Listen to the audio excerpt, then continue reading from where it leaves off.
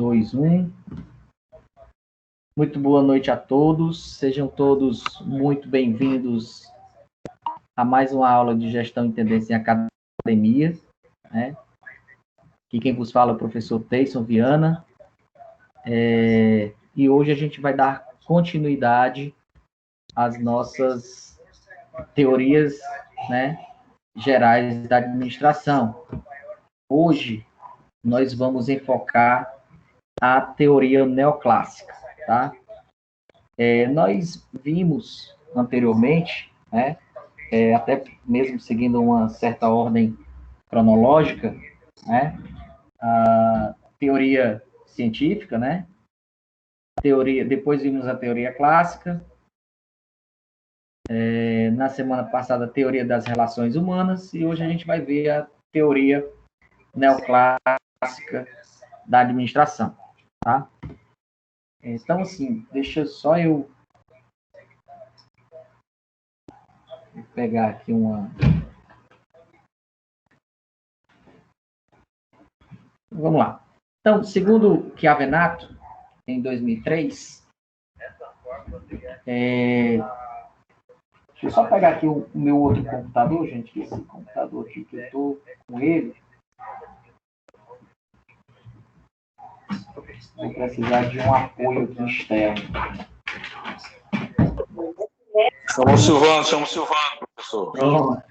Então, vamos lá. Então, enquanto eu ligo aqui esse outro computador, o meu outro computador, a gente vai conversando um pouquinho sobre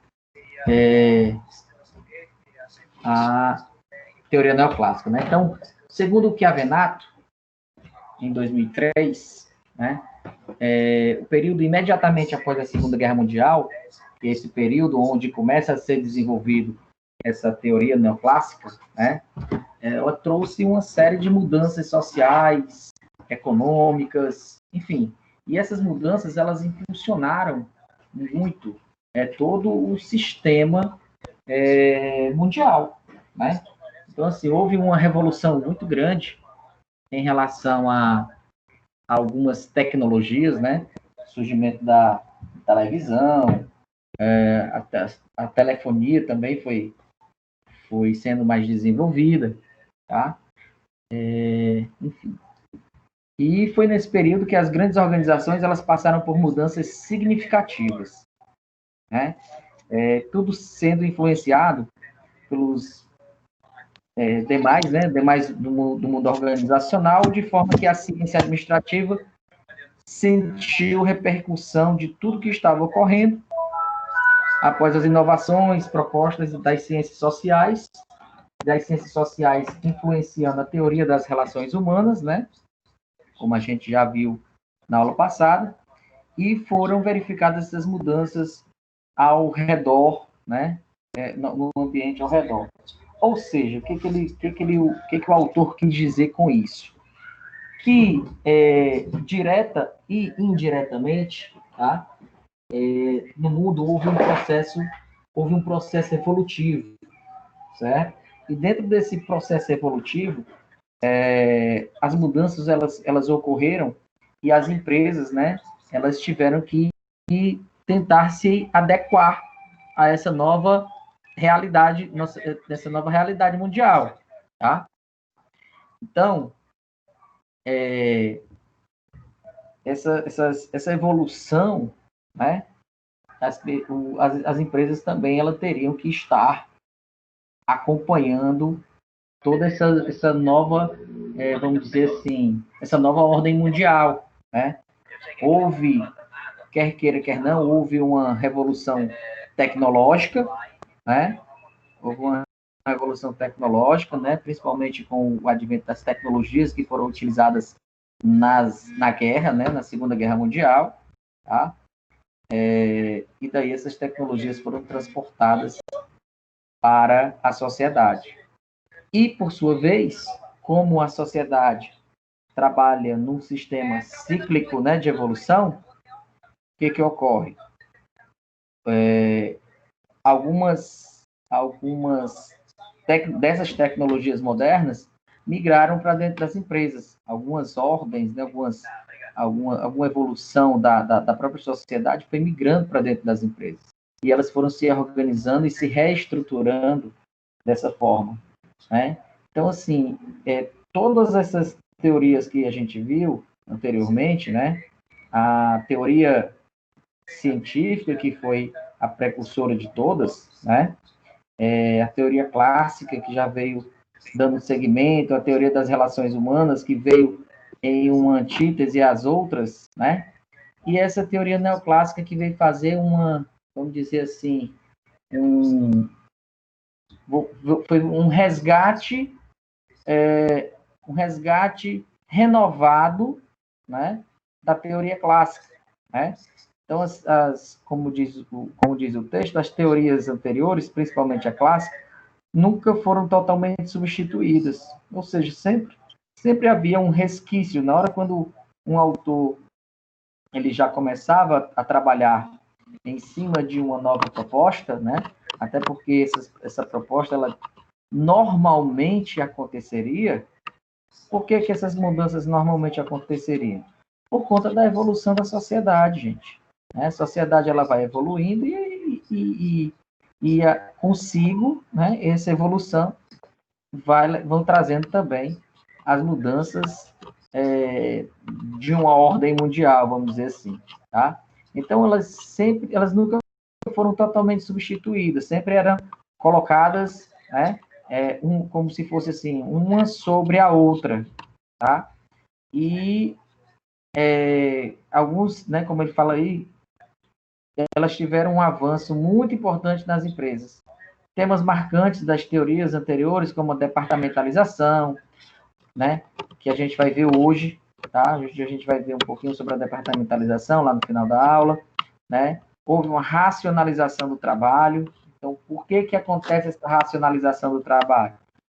Para uma melhoria, para que o trabalho, né, ele não seja empírico, tá? Sempre pautado em cima de ciência, né? Principalmente buscando a eficiência e a eficácia na produção, né? Então, assim, essa teoria científica, junto com a teoria clássica, né? Juntando com essa teoria das relações humanas que a gente viu, enquanto as primeiras elas se preocupavam muito com a execução das tarefas, a produção, e essa última preocupada com essas relações entre as pessoas, as relações interpessoais. Então, o que a teoria neoclássica buscou? Ela buscou uma junção, né? Ela buscou trabalhar tanto a questão da eficiência e da eficácia na organização do trabalho, mas também pautada, né, nas relações humanas, tá? Então, houve vamos dizer assim, essa teoria neoclássica, ela é uma teoria clássica humanizada, né? Então, essa humanização dessa teoria, ela vai sendo buscada e vai sendo ampliada, né, no campo de visão do administrador. O que eu quero dizer com isso? Quando eu digo que essa visão ela está sendo mais ampliada no campo de visão do administrador. É que o administrador, ele deixa de ver a empresa e deixa de ver o funcionário dele apenas como uma máquina de trabalhar. Ele percebe que o indivíduo, ele necessariamente ele não precisa apenas só de dinheiro para se manter estimulado ao trabalho.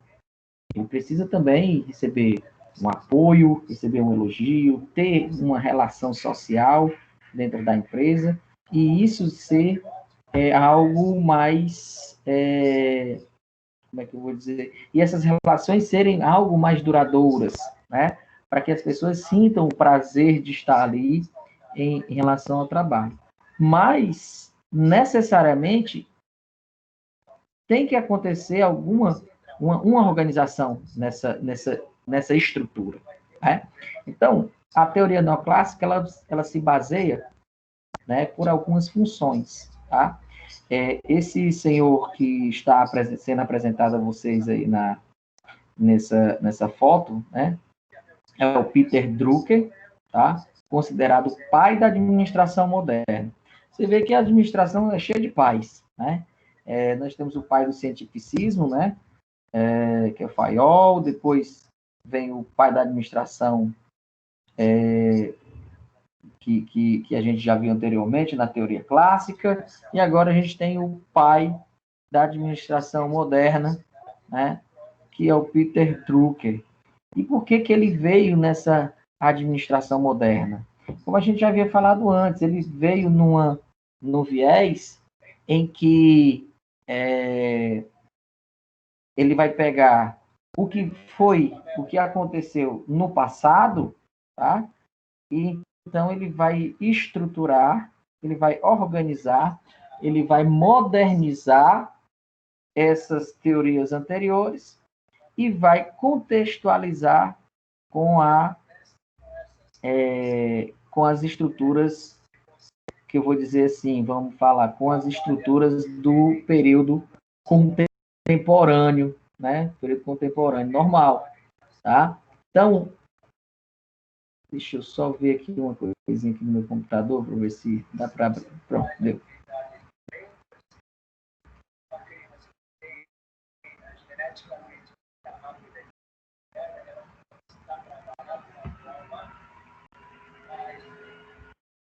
Pronto. Então, assim, tá dando para todo mundo ouvir direitinho e acompanhar os slides? Professor, na verdade, Eu só tô eu queria só perguntar ao senhor se Peraí, vamos lá. Tudo ótimo. está tendo algum problema na internet do senhor. Vamos lá. Quem está acompanhando, tá tudo tranquilo aí? Quem está acompanhando normalmente? Tá tudo tranquilo? Tá dando para ver, inclusive? Para mim tá normal. Para mim tá normal. Tá tudo ótimo aqui também, professor. E José Adalmir, aqui então, assim, normal. A nossa... eu acredito que quem deva estar acompanhando pelo celular deva estar com algum problema, assim, em relação ao 4G, né? Deva estar tendo algum tipo de problema. Mas... até por conta, assim, do peso que tem em relação aos slides, certo? Mas quem está acompanhando de banda larga, eu acho que deve estar melhor, tá? Mas uma coisa que eu conversei agora há pouco com um rapaz que é da informática, tá? Ele me falou que o processamento de dados, né, do processador dos celulares ou do computador, ele é diretamente proporcional também à quantidade de arquivos que você tem no seu celular. Então, se você tem muito arquivo no celular, eu estava conversando com ele sobre isso, né? Muita gente estava se queixando sobre não estar acompanhando a aula, etc. E daí ele estava me falando que se você tem muito arquivo no seu celular, o processo vai ficar um pouco mais lento. Então, eu aconselho vocês a liberarem um pouco de memória no celular de vocês para a gente poder ter para vocês, né, poderem acompanhar a aula direitinho, tá bom?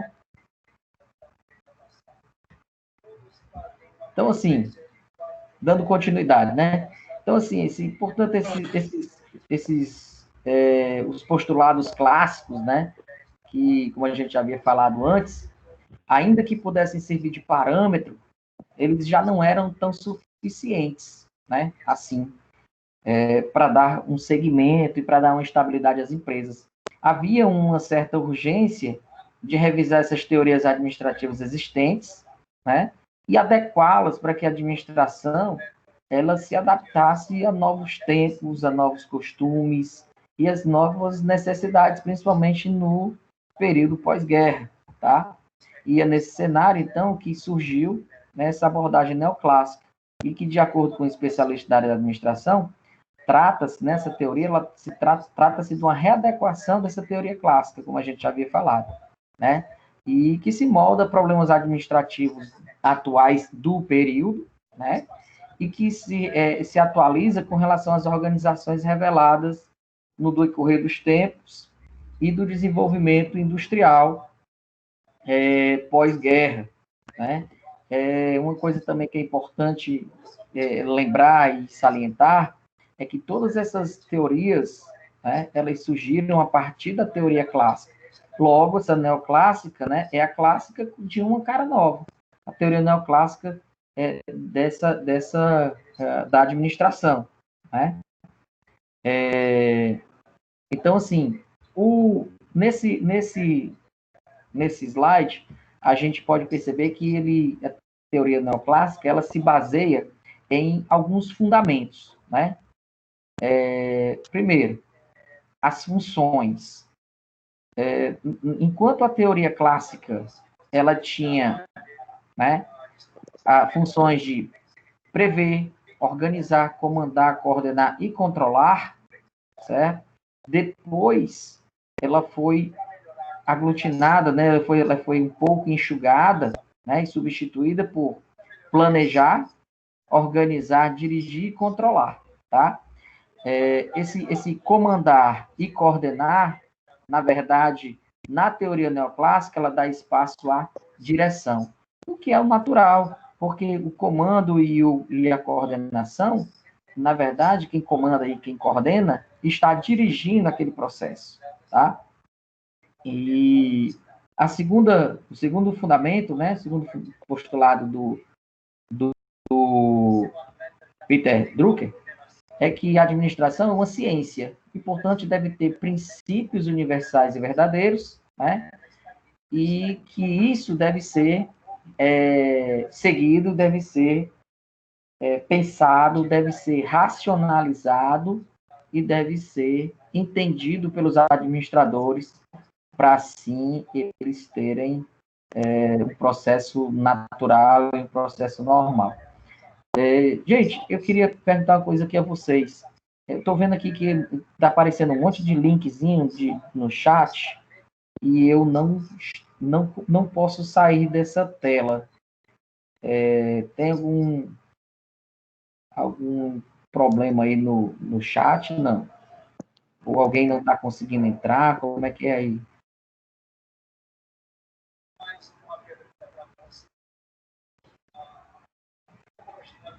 Nada não, Tessa, só o pessoal mandando mensagem que tá ok a tela. Ah, beleza, então. Beleza. Isso. Porque, assim, se eu sair daqui, eu não consigo... Se eu sair dessa tela para ir para o chat, eu não consigo... eu não consigo... Depois eu tenho que sair da aula, entendeu? Depois retornar. E aí vai prejudicar a gravação, tá bom? Mas qualquer coisa, se der algum problema aí, eu acho que a Fernandinha já está na turma, né? Está na sala. Fernanda, tu está na sala, Fernanda?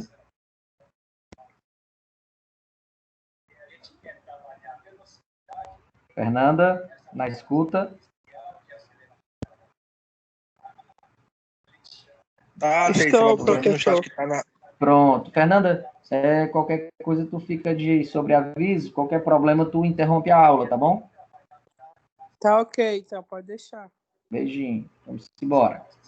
Então, assim, como a gente já viu, né, Peter Drucker é o nosso pai da administração moderna, tá? Essa teoria, né, essa teoria da neoclássica, ela tem algumas características importantes, tá? Então, ela dá ênfase na prática da administração. O que eu quero dizer com dar mais ênfase na prática da administração? Porque até então ocorriam muitas teorias, né? Tudo era teórico. Então, imagina aí, por exemplo, uma pessoa, né? Um profissional de educação física ou qualquer outra pessoa, um profissional liberal, que deseja empreender em uma academia. E daí ele vai lá em algumas instituições, faz cursos de administração, de empresa, né? Se prepara teoricamente, vai lá no Sebrae, faz curso de empreendedorismo, faz alguns cursos na FGV de administração, gestão, etc. Tá? E aí ele tem toda essa teoria com ele na cabeça. Só que isso é preciso, né? Essa teoria toda, para o negócio dele dar certo, é preciso pôr em prática, né? Então, é preciso que ele tenha uma ação administrativa, tá? Ou seja, toda essa teoria, ela só vai ter mais valor, né, e um valor real, quando ela for operacionalizada na prática. Porque não adianta nada o cara ter lá milhões de cursos de administração, milhões de cursos de gestão, milhões de cursos não sei o quê, se nada daquilo que ele teorizou, ele consegue pôr aquilo em prática. E essa prática, né, da teoria que ele tem na prática, a gente vai chamar o nome de ação administrativa, tá? Não tem aí no slide, mas coloquem nos apontamentos de vocês, que isso é muito importante, ok? Então, o que é a ação administrativa? É pôr em prática o conhecimento teórico que você tem em relação ao curso. É como se você hoje estivesse aqui fazendo seu curso de educação física, né? Na tua disciplina de futebol ou de atletismo, né? Que são as disciplinas que vocês estão tendo. E aí, professor Elton fala um monte de coisas sobre corridas de revezamento, corridas rasas, corridas com obstáculos, etc. Mas tudo aquilo ali vivesse somente na teoria, não fosse posto em prática, né, o que é colocado. Então, assim, preciso que a gente tenha também uma ação administrativa nesse contexto, tá? É preciso que o administrador ele tome aquele conhecimento teórico que ele tem e põe em prática, certo? A segunda característica da teoria neoclássica, ela busca fazer uma reafirmação relativa de alguns postulados clássicos, né? E dentro disso, né, o Drucker, ele usou o Fayol na organização, né, da empresa, né? Como assim a gente vai usar o Fayol nessa organização dessa empresa, né? Alinhando primeiro, alguns princípios da administração clássica, que é responsabilidade e autoridade. Precisa alinhar esses dois itens, tá? Precisa alinhar essas duas funções da administração clássica. Porque quando eu dou responsabilidade a uma pessoa, ela intuitivamente, certo, vai ter autoridade sobre aquele grupo. E eu fiz isso agora há pouco de propósito, certo? Foi proposital o meu corte da aula, né? E chamei a aula, né? Chamei vamos dizer assim, como é que eu vou falar? Chamei da descrição dela e chamei à frente a nossa líder, né? A nossa querida Fernanda. E daí, quando eu digo para ela, Fernanda, se tiver algum problema no chat, pode atrapalhar a aula, pode cortar a aula, certo? E aí eu estou dando essa responsabilidade para ela, e ela tem essa responsabilidade de líder, e relativamente ela tem autoridade sobre a turma, né? Uma autoridade relativa que ela tem sobre a turma, porque as pessoas a respeitam, né? Porque as pessoas veem nela esse espírito de liderança, enfim, e daí ela acaba tendo uma responsabilidade, não que vocês sejam pessoas que não tenham responsabilidade, pelo contrário, não me entendam assim, mas ela acaba tendo uma responsabilidade um pouco maior na turma, né, com relação a algumas funções que são atribuídas a ela, tá? Outra característica também que é colocada nessa teoria neoclássica, tá? E que a gente puxa dos princípios da administração clássica, são as funções, aliás, os princípios, né, dos organogramas, tá? E das funções administrativas, juntamente com a departamentalização da empresa. Então, a gente precisa, para que a gente tenha uma maior eficiência, uma maior eficácia no trato da empresa, é preciso que a gente tenha um processo de departamentalização. E é isso que a teoria neoclássica ela prega também, ok? Então, assim,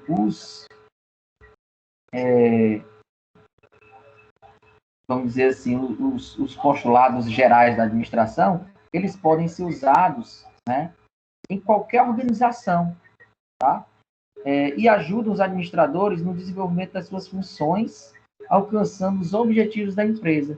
Então, esses postulados clássicos, certo? E esses princípios clássicos da administração, como o planejar, o organizar, o dirigir e controlar, tá? Eles são colocados em qualquer empresa, né? E para ter um único objetivo: ajudar os administradores no desenvolvimento das suas funções dentro da empresa.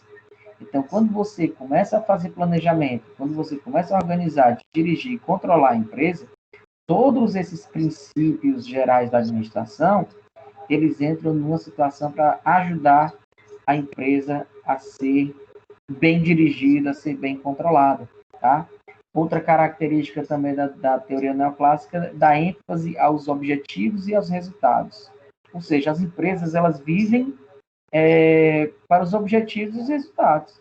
Senão, a empresa não existiria, certo? Elas vivem para isso. São os objetivos que justificam a existência e a operação de uma organização, tá? Então, se a operação ela é falha, os objetivos e os resultados com certeza não vão ser alcançados ou não vão ser alcançados em sua totalidade, tá?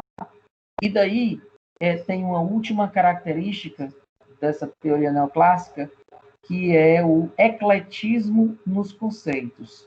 O que ele quer dizer com ecletismo nos conceitos? Ou seja, é o uso de um pouco de cada teoria anterior.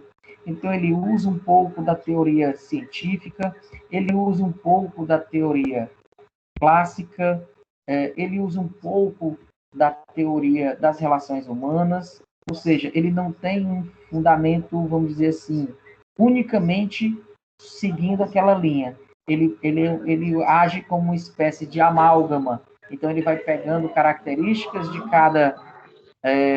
cada um das teorias anteriores e vai utilizando para naquela dali. Ok? Rodrigo, quer falar alguma coisa, Rodrigão?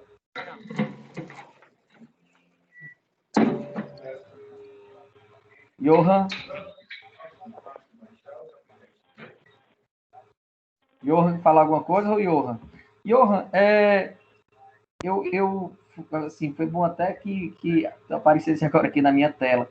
O Johan, para quem não sabe, trabalha em um departamento, né, de contabilidade, e eu acredito que ele já tenha escutado falar muito sobre algumas coisas que já foram ditas aqui na aula. Né, Johan? Boa noite.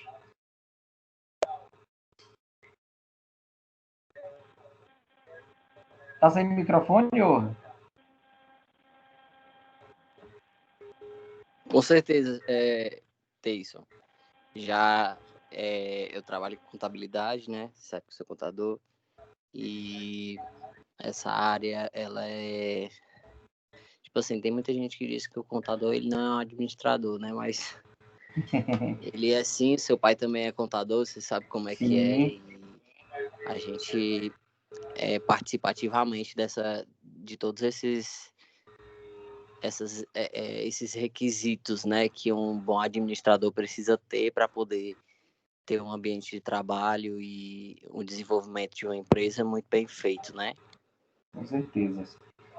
Saulo, hoje eu acredito que você vai se identificar bastante a partir dos slides que vêm para frente. Bom, dentro da teoria neoclássica... Oi? Não, nada não, show de bola. Vamos para frente. Então, assim, dentro dessa teoria, né, da teoria neoclássica, ela fala também sobre duas coisas importantes dentro de uma organização, tá? E às vezes é preciso, às vezes, assim, algumas empresas, elas têm sucesso pela centralização, né, do processo administrativo dela, mas muitas delas têm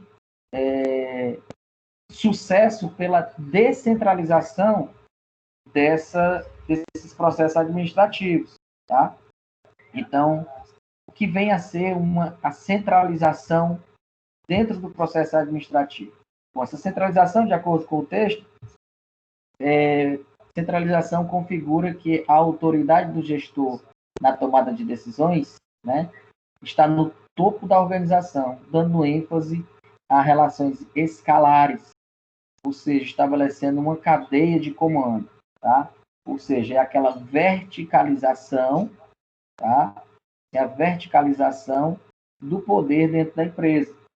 Tipo, eu sou o dono da empresa, quem manda sou eu, quem decide sou eu, e depois de mim, depois de mim vem eu, e depois de mim de novo, eu de novo, né? Enfim, é aquele poder muito autocêntrico, né? E o ruim é porque, assim, existem algumas vantagens nisso, mas existem também muitas desvantagens, tá?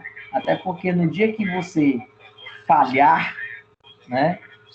No dia que você for falho dentro do processo, a empresa se ferra toda, tá? Então você não pode ser, tem que ser sempre 100% dentro das tomadas de decisão, nas tomadas do processo administrativo, tá?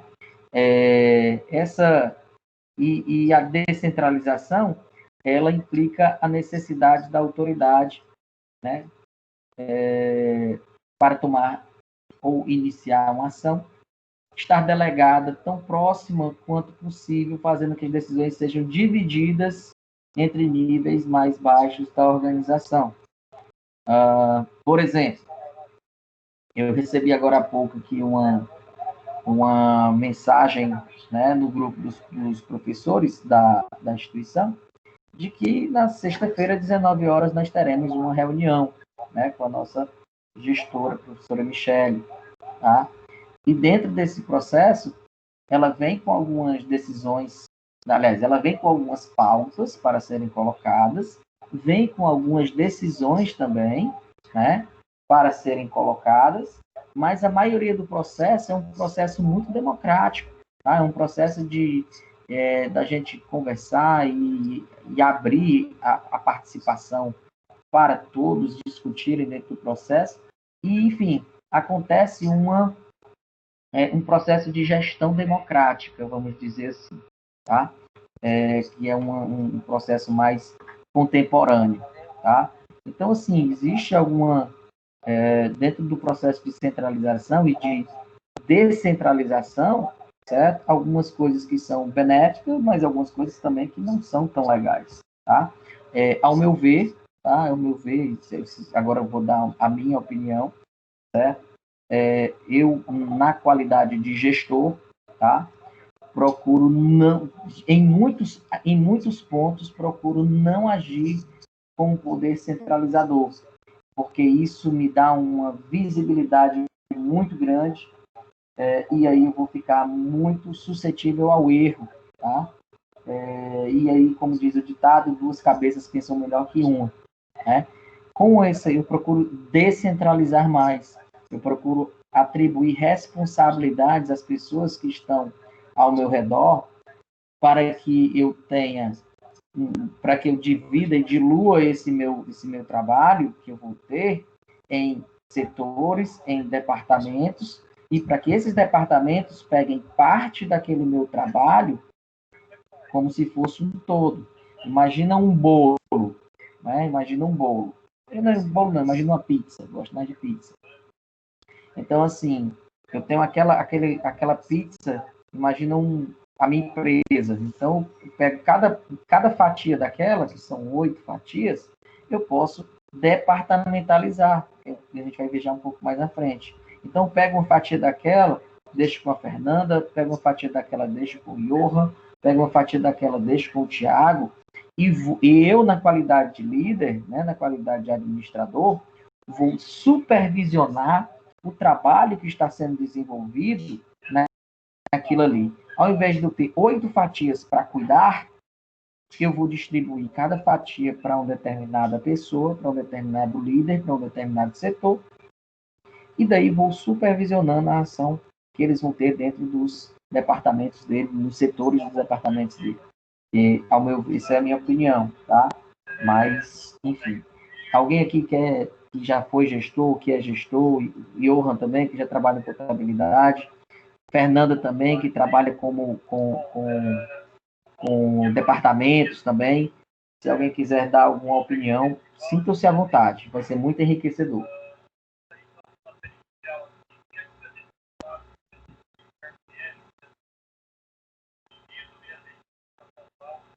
Não? Então, vamos para frente.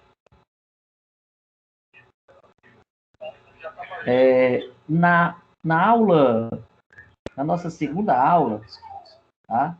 Na nossa aula 2, a gente viu, né, uma definição do que é a Venato sobre administração, tá? E essa definição de administração, ela veio dentro de uma definição da teoria neoclássica. Ou seja, que a Venato, no ano 2000, tem uma citação dele que diz que a administração é o processo de planejar, organizar, dirigir e controlar o uso de recursos organizacionais para alcançar determinados objetivos. E esses recursos organizacionais, a gente viu que eles são recursos físicos, recursos técnicos, recursos financeiros e recursos humanos também, tá?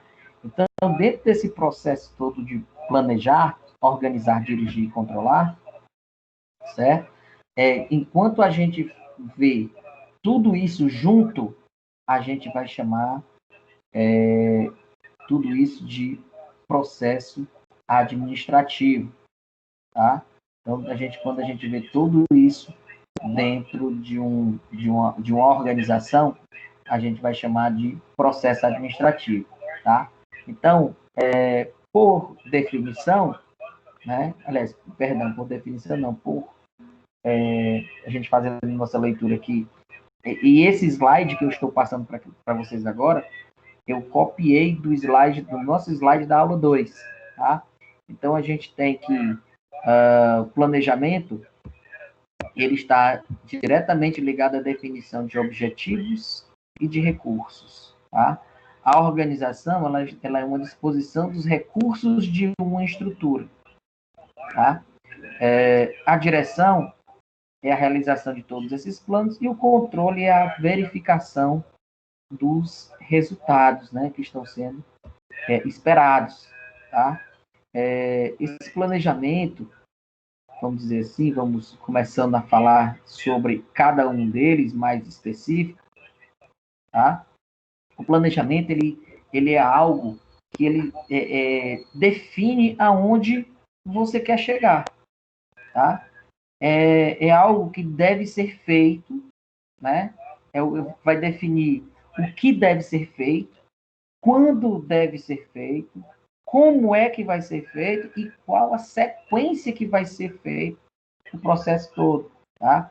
É por isso que planejar, a gente fala na administração que planejar não é improvisar. Então, quando você improvisa, você tende a acontecer alguma falha. Quando você planeja, tá? Você já está tentando visualizar problemas que vêm depois. Nós tivemos agora um problema, né? E um problema grande que aconteceu, um problema de... não quero entrar no mérito político, pelo amor de Deus, não me entendam mal, mas um problema de aproximadamente 140 mil mortes, né? Por conta desse problema aí do Covid, né? Desse vírus, Covid-19, tá? Por que aconteceram tantas mortes? Infelizmente, as coisas foram acontecendo e não houve tempo, né, de um planejamento estratégico para que fosse tentado minimizar o impacto desse vírus no nosso país, tá? Nós sofremos isso no primeiro semestre, né, com relação às nossas aulas, tá? Porque, infelizmente, foi uma coisa que chegou sem bater a porta, né? Sem bater a porta de ninguém, e infelizmente nós não tivemos como nos planejar, né? Para dar uma estrutura, para dar uma, vamos dizer assim, uma melhor infraestrutura para que vocês tivessem tido aulas de vocês no primeiro semestre. A gente, vamos dizer assim, que a gente fez o que a gente pôde fazer, né? Mas os departamentos da nossa instituição tiveram esse período para fazer um planejamento de como as aulas deveriam ocorrer agora nesse segundo semestre, caso, né, caso o vírus não tivesse sido eliminado do planeta, enfim, como a gente está acontecendo hoje. Então, assim, os departamentos da instituição, eles se organizaram, né, fizeram um planejamento estratégico e definiram que, primeiro, as aulas deverão ocorrer normalmente nos mesmos horários, etc, etc, etc, e que as aulas deverão ser dadas pela plataforma Google Meets, né, que é essa plataforma que nós estamos, né? Enfim, e daí a gente chegar e ter uma melhor estrutura, tem aliás, Google Meets não, perdão, Google Teams, tá? Google Teams. Tem algumas outras instituições que usam outra ferramenta, como o Google Meets. Tem plataformas também, tem outras instituições que usam plataforma Zoom, outra plataforma que usa, enfim, várias outras plataformas, tá? Por que que eles escolheram isso? Tá? Por que que eles escolheram isso? Ao meu ver, certo? Eu já tenho participado de outras, como é que eu vou falar, de outras instituições, né? E que usam outras ferramentas, mas, ao meu ver, essa ferramenta é a que mais se adequa ao nosso ambiente, ao nosso, vamos dizer assim, às nossas necessidades, até porque eu tenho uma plataforma quase que completa, porque além de eu dar minha aula aqui para vocês, né, eu ainda posso gravar essa aula e disponibilizar depois essa aula para vocês, enfim. E daí eles fizeram esse planejamento. É um planejamento, vamos dizer assim, é um planejamento tático, tá? Por que que é um planejamento tático? Porque ele é feito a médio prazo. Ele foca em um setor, né, que é o nosso setor de educação, né, ou uma determinada classe. Envolve cada departamento. Envolve o departamento da TI, né, que uma hora dessa deve estar louca nos polos, tentando ajustar conectividade, tentando ajustar algumas coisas. Envolve o departamento acadêmico, o departamento financeiro, enfim. Tudo isso vai sendo envolvido dentro desse planejamento tático a médio prazo, certo? Se Deus quiser, e possivelmente, né, a gente tem já marcado um planejamento estratégico, tá? O que é esse planejamento estratégico? É um planejamento ao longo prazo, certo? Ele foca em todo o sistema e abrange toda a organização, tá? Nós temos também esse planejamento, ele pode ser dividido em um plano operacional.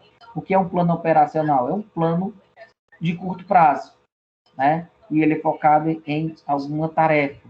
Engloba algumas atividades que são mais específicas. Tipo, vamos dizer assim, dentro do meu, agora eu vou falar de mim, né? O meu planejamento operacional, né? Hoje ele visa eu dar uma aula sobre teoria neoclássica, tá? Mas o meu planejamento tático é que a partir da semana que vem a gente já tenha terminado essas teorias para que a gente em outubro já inicie a nossa unidade 2, tá? Mas o meu plano estratégico é que quando nós chegarmos em dezembro, todos vocês tenham conhecimento e um conhecimento prévio um conhecimento significativo, né, uma aprendizagem significativa, para que vocês tenham entendido e saibam gerir, né, uma academia de ginástica do jeito que vocês vão ser os administradores, se Deus quiser, das academias de vocês, ok? E dentro desse processo, né, dos princípios, nós vamos trabalhar também de uma organização. E essa organização ela pode ser dividida em organização a nível global, ou seja, eu organizo a empresa como um todo. Eu posso organizar no nível departamental, ou seja, a instituição levando em conta cada departamento, ou eu posso organizar a nível de tarefas, tá? A empresa levando em conta cada tarefa ou cada operação, certo? A direção, né, ela tem como principal atribuição, ela tem como a principal atribuição acionar e tornar a empresa mais dinâmica, tá? Ela se relaciona, o diretor ele se relaciona com todos os departamentos de recursos humanos enfim, ele atua dentro da estrutura toda, atua em nível global, atua em nível departamental e atua também em nível operacional, tá? Então, o diretor, ele circula na empresa para tentar verificar falhas dentro do processo ou tentar visualizar também algo que esteja um pouco mais obscuro que dentro do setor, infelizmente, não possa acontecer, tá? Não possa verificar. E nós temos também a função de controle, tá? A função de controle, ela se divide em 4 fases, né? Ela tem estabelece, né, uma função de estabelecer padrões e critérios. Ela também tem uma função de observação do desempenho e tem função também de comparação de padrões pré-estabelecidos ou então ações corretivas. E daí é onde eu vou tendo essa espécie desse controle, tá? Dentro da empresa, ela também pode assumir alguns significados, como uma função restritiva, ou seja, eu limito desvios de conduta, né, dentro dos indivíduos, dentro das relações interpessoais, tá? Que a gente viu na semana passada sobre a teoria das relações humanas. Eu tenho um sistema automático de regulação, certo? E também tenho alguma função administrativa, porque o controle faz parte do processo administrativo também, certo? Então, é interessante a gente entender todas essas funções do gestor, né, do administrador, para que a gente busque uma mais eficiência, mais eficácia dentro do processo todo, tá? Ainda falando, aí dando continuidade, a gente vai falar sobre algumas estruturas organizacionais. Até aqui tá tudo ok, gente? Tá ok, professor, tá ok. Tá sim. Ok. Show. Estou dando uma quebrada aqui entre os itens e outros, tá? Sei que vocês têm outras disciplinas também para estudar, tá?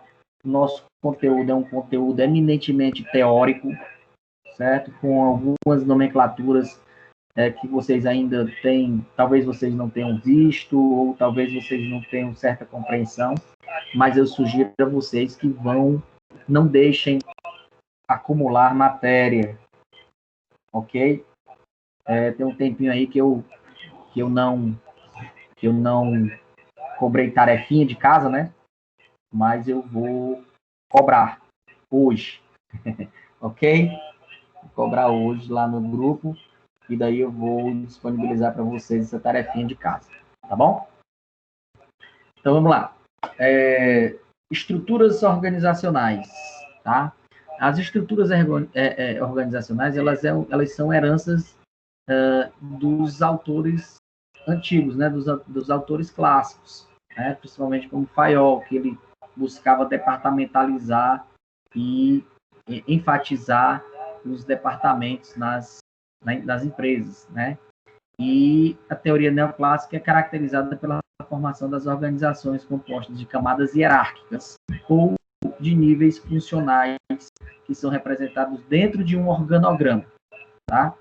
E esse organograma, ele vai enfatizar exatamente as funções desempenhadas por cada um dentro da empresa e as tarefas que vão ser desenvolvidas dentro da empresa. Acredito que vocês já tenham visto algum organograma, e a gente vai entender daqui a pouco e vai compreender como é que ele é distribuído dentro da empresa, tá? Então, de acordo com o Chiavenato, a estrutura organizacional é um meio que serve à organização para atingir eficientemente seus objetivos.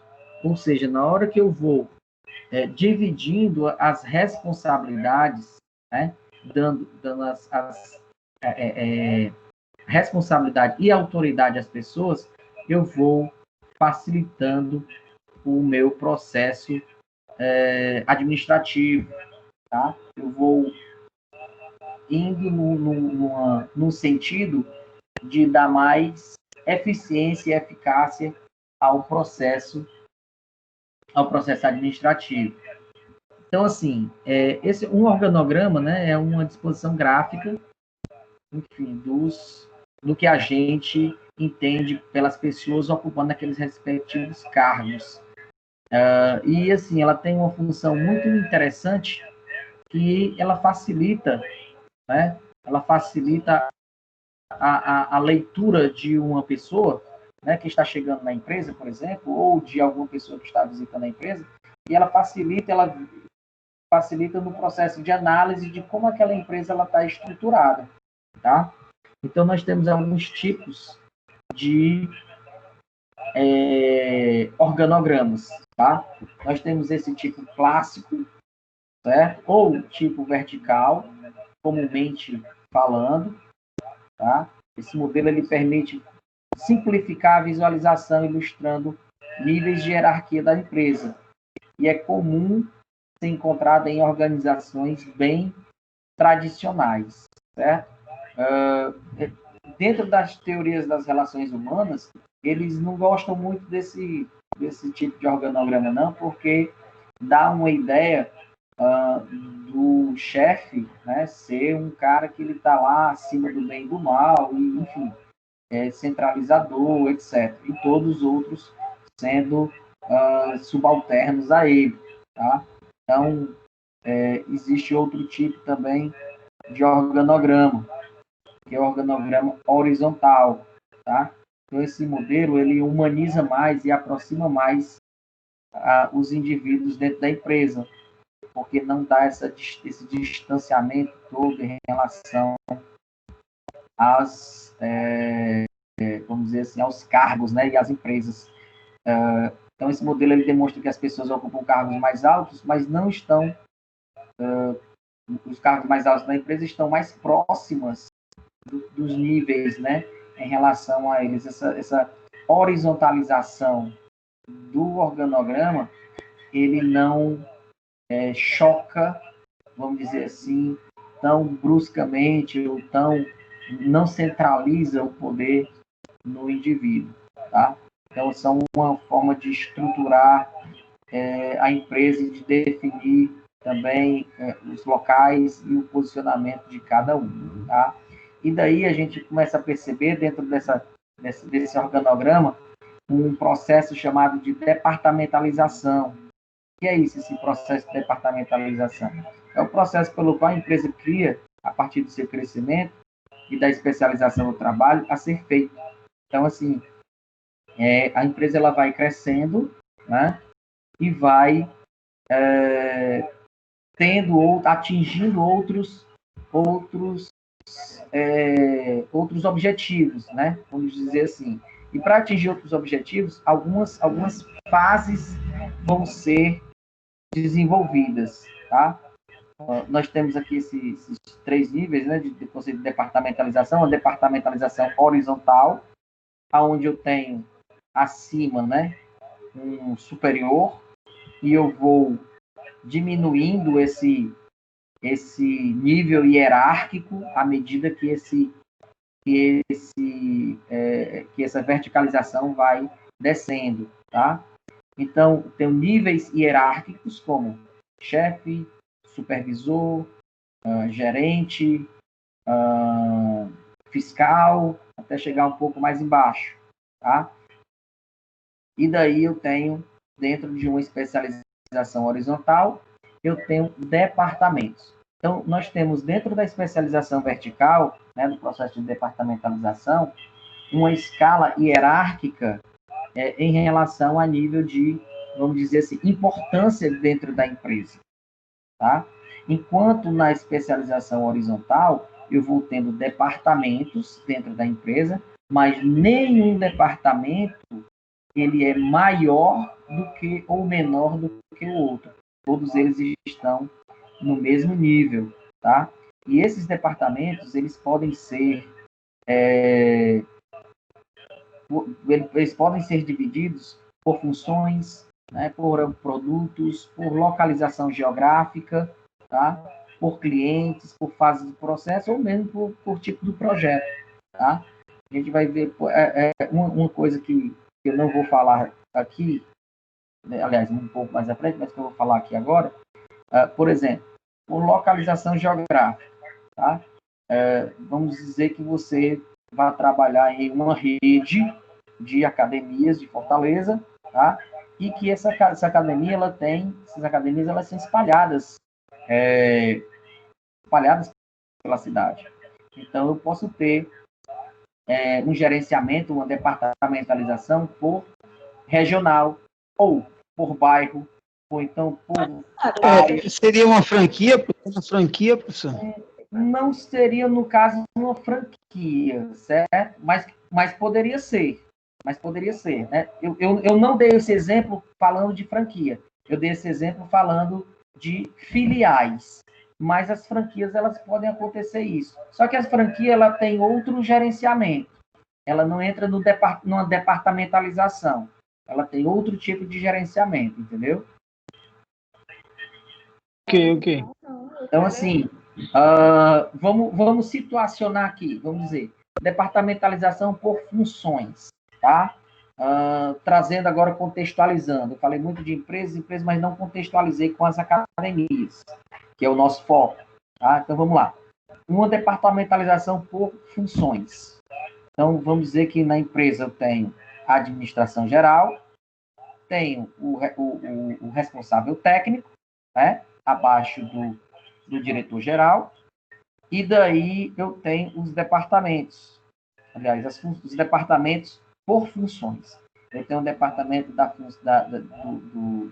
natação, tenho o departamento vamos dizer assim, dos atividades aquáticas, né? Departamento das atividades aquáticas, departamento das ginásticas, departamento da musculação, departamento das artes marciais, então assim, e aí eu vou criando núcleos, e aí dentro da administração geral eu vou analisar aquela planilha e vou verificar, por exemplo, uma análise de planilha, e vou verificar que a gente precisa dar um upgrade um pouco mais em um departamento.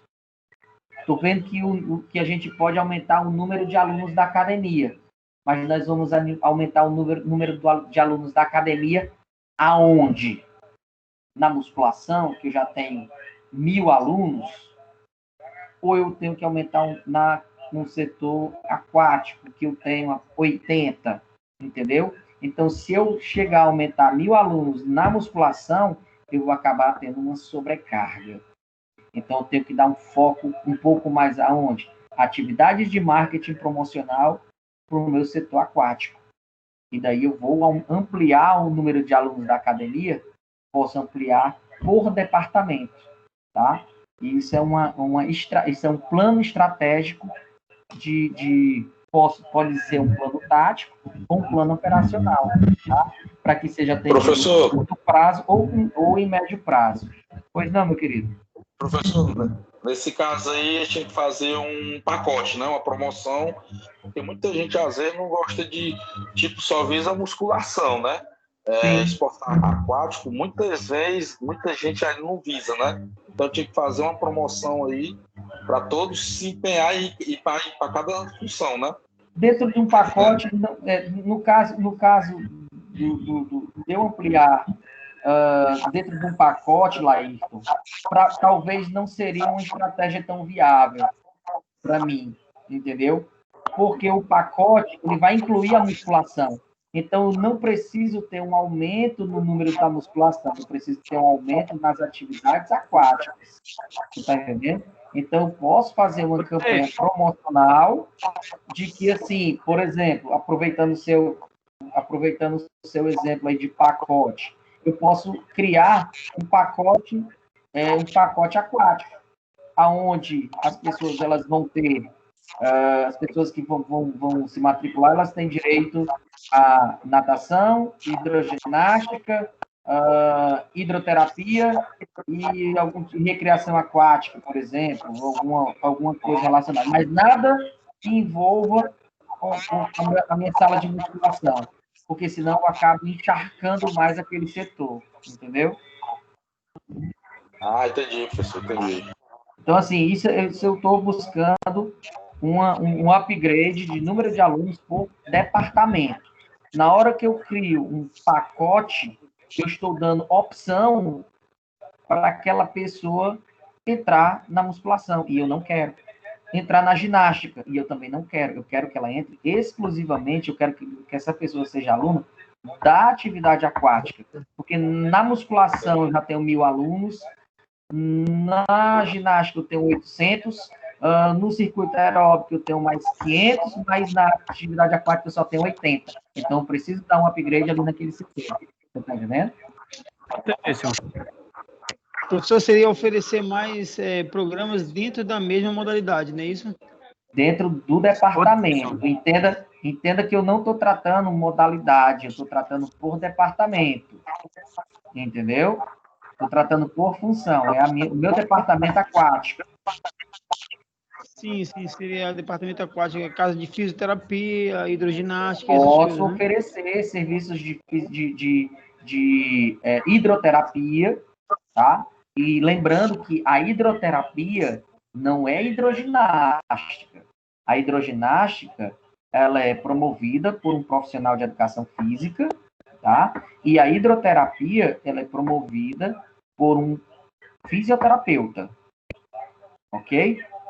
Então, assim, são duas vertentes diferenciadas, ok? Eles podem trabalhar no mesmo ambiente, mas os objetivos de trabalho de uns é diferente do trabalho do outro. Ok?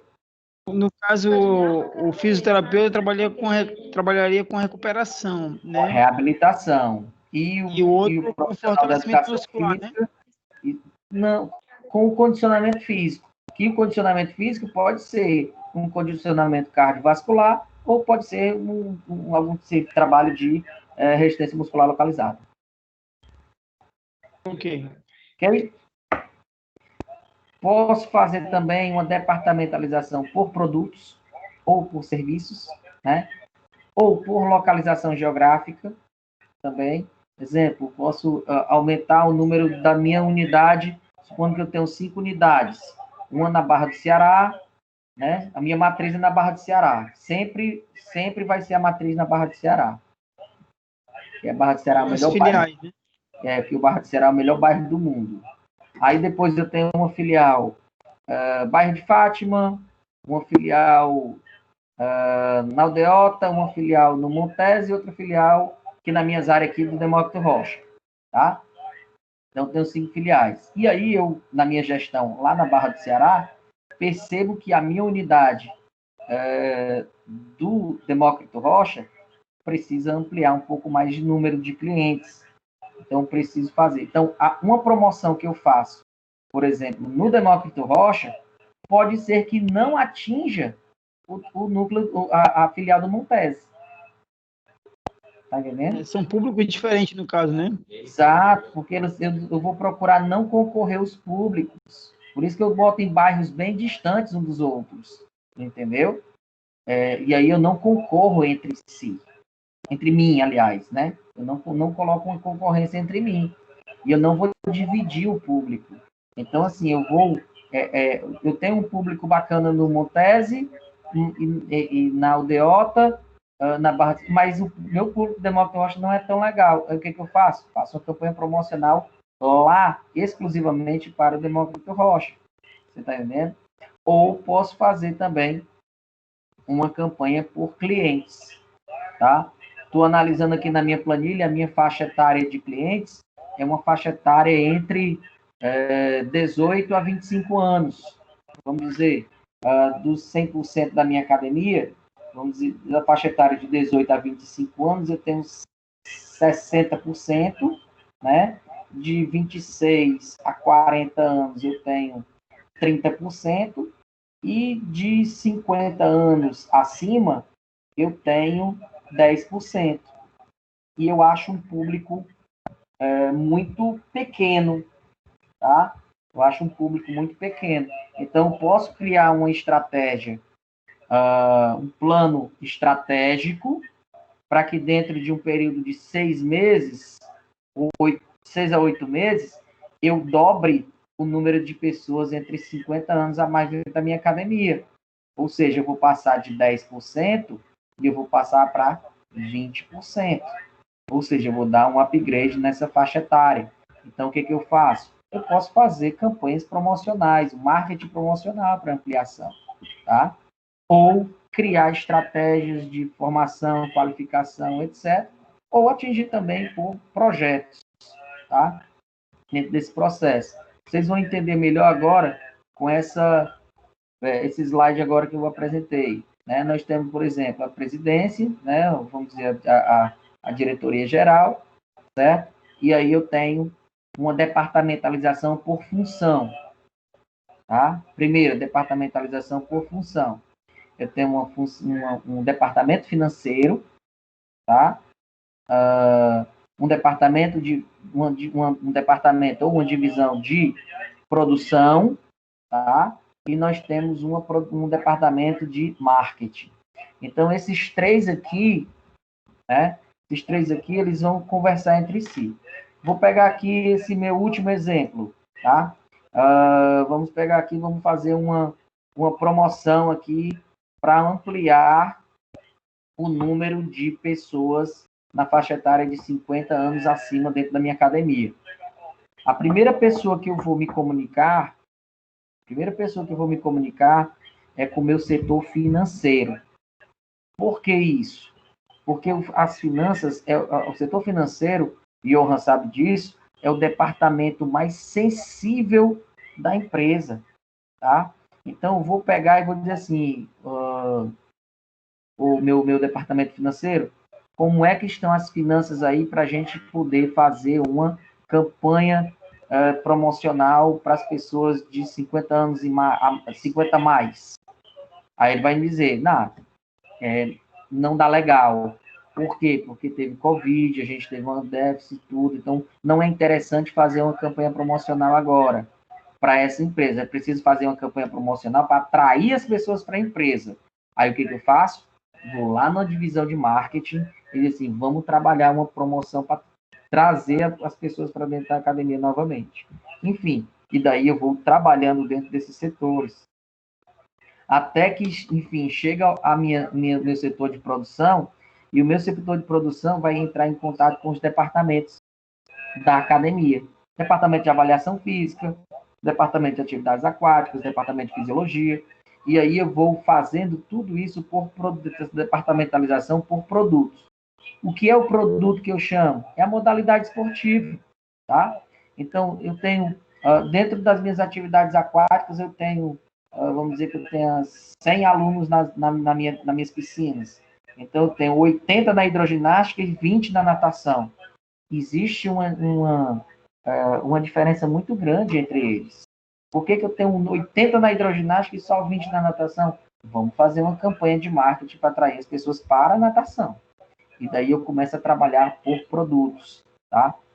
Ofereço produtos da academia que sejam agregados e que eles se sintam no valor agregado também. Ok até aqui, gente? Tá dando para entender? Tá ok, professor. Professor, Opa, essa departamentalização, quem está falando? Elisimar, Oi, meu amor, boa noite. essa departamentalização combinada, ela é a mesma mista, é? Mais ou menos. Porque a mista, elas, por exemplo, eu tenho você está vendo aí a divisão de produção, e a divisão de produção, ela só se, aliás, perdão, a divisão financeira, ela só se relaciona com a presidência, tá? E com os demais setores dentro da cadeia, dentro da departamentalização funcional. Só que na mista, certo? O departamento financeiro, ele vai trabalhar com todos os departamentos que estão abaixo aí. A divisão de produção também, o setor de marketing também. Então, a mista, ela tem ela segue uma abrangência muito maior em relação a intersetoriais. Tá entendendo? Engloba mais, né? O conjunto. Engloba mais os setores, certo? E essa descentralização, ela pode, se não tiver uma empresa muito coesa, muito sólida, ela pode atrapalhar. Porque lembra nas aulas anteriores, um dos princípios é o princípio de atender a um só comando. Porque, de repente, o departamento financeiro chega para o departamento de fisiologia e digo, suspende um pouquinho as avaliações da galera aí do departamento de fisiologia, porque a gente não está tendo condição de fazer reposição de equipamentos. Só que aí o departamento de marketing diz o seguinte, vamos fazer uma promoção para que todo mundo tenha uma avaliação fisiológica aqui na academia. Ou seja, são duas comunicações, eles tá entendendo? E acaba atrapalhando. Então, assim, ao meu ver,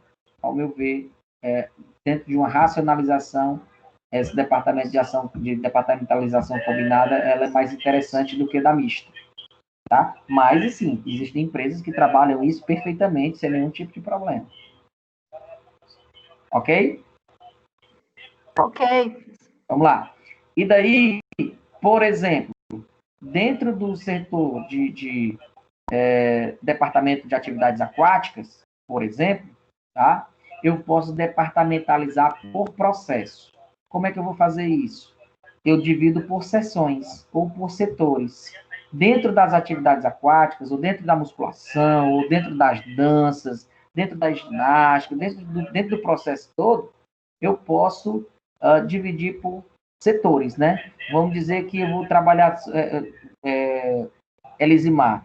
Elisimar, dentro da minha academia, você vai trabalhar somente com as pessoas de estágio. Você vai ser a supervisora de estágio dentro da academia. Aí eu vou dizer, Amanda, você vai trabalhar exclusivamente com os professores, dando capacitação para eles. Ou seja, cursos, você vai ser responsável por trazer esses cursos para dentro da academia e para capacitar os professores, tá? E, vamos dizer, Raquel, você vai ser a pessoa que vai trabalhar dentro da minha sessão de treinamento. Ou seja, o professor vai fazer um curso, ele tem que botar em prática aqui dentro, tá? O que aconteceu, tudo que aconteceu e, enfim, porque a instituição, ela apoia o processo todo de formação continuada. Tá dando para entender? Então, assim, isso eu posso trabalhar fazendo essa departamentalização. E também pode ocorrer uma departamentalização funcional, né? Dentro dos setores, uma departamentalização funcional. Eu esqueci só de colocar o tracinho, tá? Mas esse tracinho aí, ele segue a capacitação, ok? Ele é ligado à capacitação. E esse setor de musculação, por exemplo, ele pode ser um setor de musculação, dentro da academia, né? Setor de ginástica, setor de lutas, setor de atividades aquáticas, enfim, ele vai sendo departamentalizado dessa forma e administrado também dessa forma, ok? Ficou claro, gente, essa nossa aula de hoje, de teorias... Ficou claro. Professor, só na verdade, uma contribuição. No caso, antes de montar uma filial, né, tem que ter uma pesquisa de mercado, saber qual a necessidade, né, da área, para poder, e também a necessidade, se tem mais público, mais idosos, mais adolescentes ou de meia idade, para saber qual a atividade física que vai ser prioridade dentro da academia, musculação, ou crossfit, ou outro tipo de certeza. exercício. Com certeza. Por exemplo, ali no Benfica, né? Ali no Benfica, vamos dizer assim, ali próximo ali da pracinha, né? Ali entrando um pouco mais no sentido de quem vai ali para aquela Avenida Borges de Melo, ali tem uma população de pessoas de meia idade muito grande e ali não é assistida, tá? Não é assistida. Por exemplo, alguns bairros eu posso identificar esses bairros por faixa etária e daí colocar, né? Eu vou buscar isso aonde? Lá no IBGE, no site do IBGE, certo? Posso buscar essas informações todas, né? Faço uma pesquisa estratégica e daí eu vou montar o meu negócio dentro daquela faixa etária, vamos dizer assim, tá? No caso das franquias que você havia falado antes, a franquia ela já tem um diferencial, porque ela já vem com a minha empresa, ela não precisa ser conhecida, ela já vem sendo conhecida. Então, na hora quando eu monto uma academia com uma franquia, ela já vem pronta, né? Então, ela já vem com o comercial dela Sim, tudo no caso, pronto, ela já segue a receita da matriz. Então, ela não vai ter nenhum problema, não vou ter nenhum tipo de problema. só que nesse caso, se a gente quer atingir todos os público-alvo, né, seria interessante fazer essa pesquisa de mercado, na verdade, para trabalhar uma atividade de acordo com a idade ou faixa etária da população da região. Exatamente, com certeza, tá? Até porque, por exemplo, se eu tenho naquela região ali, eu localizo, só tem pessoas que têm, vamos dizer, são pessoas do sexo masculino, a grande maioria, pessoas do sexo masculino, que tem mais de 30 anos e que, enfim, tem algumas características desse tipo. Aí vamos dizer que eu vou colocar uma academia de dança ali, de balé clássico, né? E daí eu acho que não vai ter muito ibope, né? Não vai ter muita adesão por conta disso. Mas se eu coloco ali, abro um espaço para montar um campo de futebol society, por exemplo, aí, meu amigo, esse público aí é um público que já é mais característico de público-alvo meu, né? Certo, é que nem você está falando, né? No caso, o planejamento é fundamental para o caso do sucesso ou insucesso do negócio, né? Com certeza. E dentro do planejamento da empresa, tem que ter essa pesquisa de mercado para iniciar um novo negócio. A gente vai falar um pouquinho mais disso aí, mais ou menos pela metade do mês de outubro, certo? Sobre marketing promocional e implantação de empresa. Ok? Ok, professor, obrigado. Mais alguém tem alguma colocação a fazer, gente? Professor Teison, Pois não. essas academias, né, de Quem grande está falando? porte, digamos, A Vaneide, Vaneide. né? Oi, meu amor, boa noite.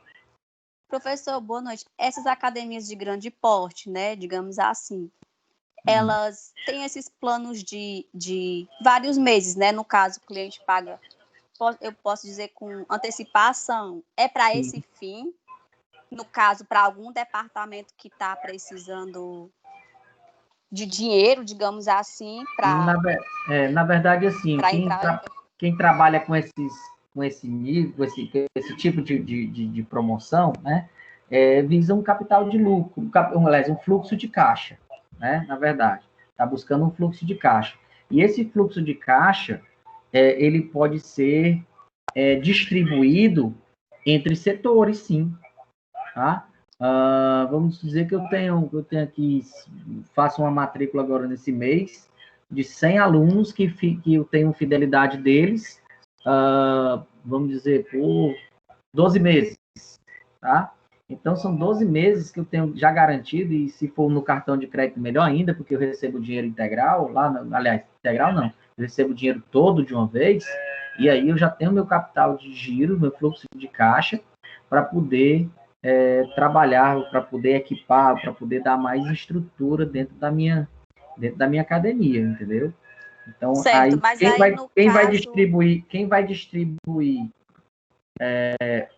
esse dinheiro dentro da academia, se a musculação está precisando mais, se a natação está precisando mais, etc., isso não é a quantidade de alunos daquele setor, mas o capital de fluxo de caixa da academia, entendeu? Uhum. Por exemplo... Mas aí, no caso, já para o aluno, né, vendo como aluno, ele fica meio que preso, né, professor, a academia? Olha, Vaneide, eu vou responder isso aí, entenda o que eu vou dizer, certo? Nós temos liberdade,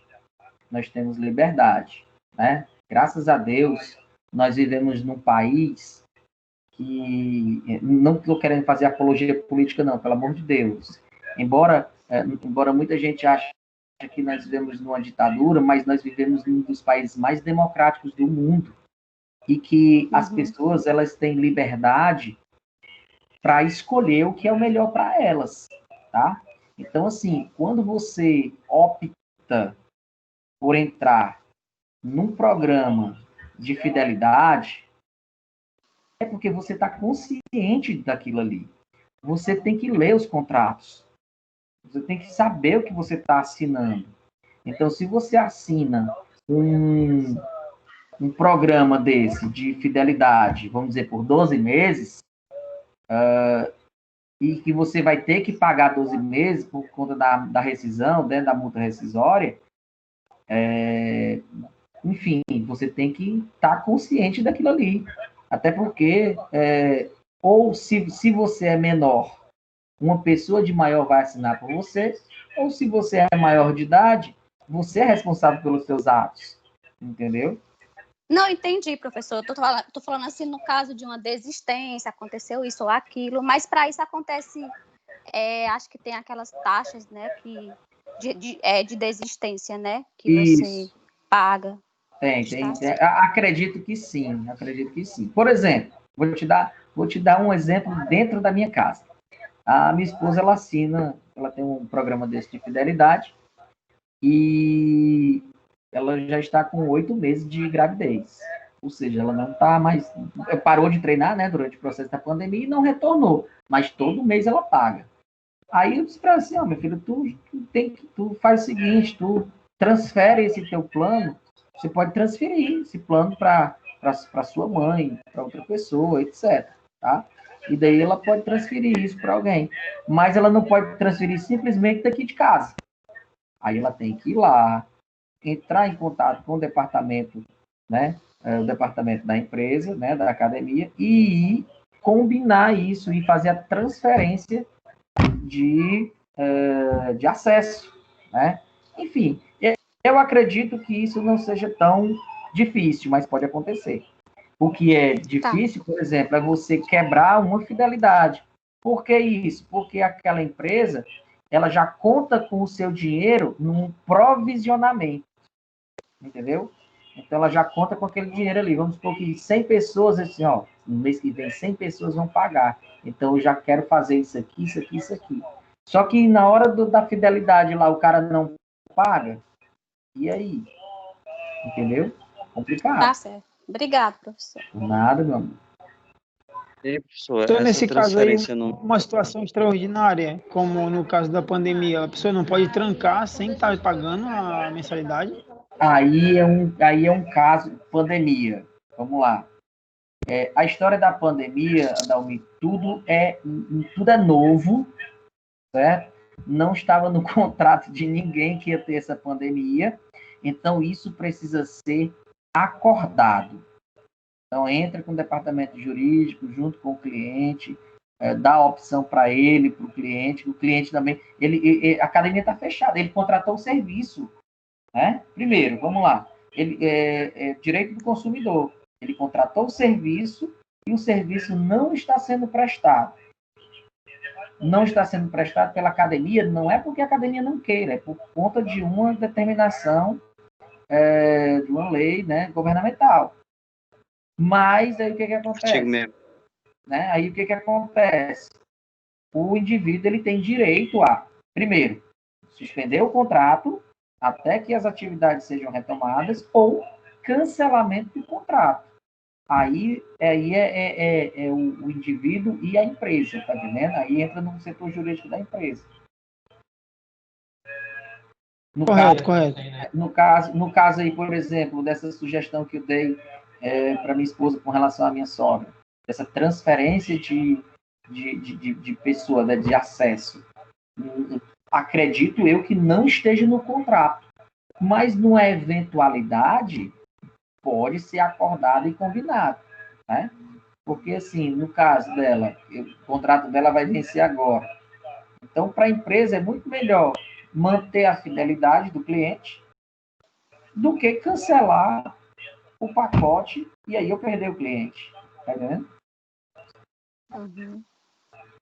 Correto. Mas no caso de uma gravidez também não tem nada sobre contrato sobre isso, não? Eu não sei. Infelizmente eu não vi o contrato, porque eu não sou cliente da academia, quem é cliente é só ela, e enfim, eu não tive o acesso ao contrato, nem sei como é que funciona isso aí, mas é Foi bom acordado. saber sobre isso. É acordado, tem que conversar sobre isso. Ok, gente? Mais alguém? Muito bom esse nosso papo aqui. Já é 8h30, nem tinha percebido ainda. Passou rápido e foi boa a aula. Obrigado, senhor. Boa. Mais uma aula prazerosa, graças a Deus. O público também contribui muito para essa aula ser prazerosa. Gente, gostaria de agora me despedir de vocês, tá? Vou encerrar a gravação, mas quero conversar com vocês ainda uns 5 minutinhos só, se vocês me permitirem, ok? Ok.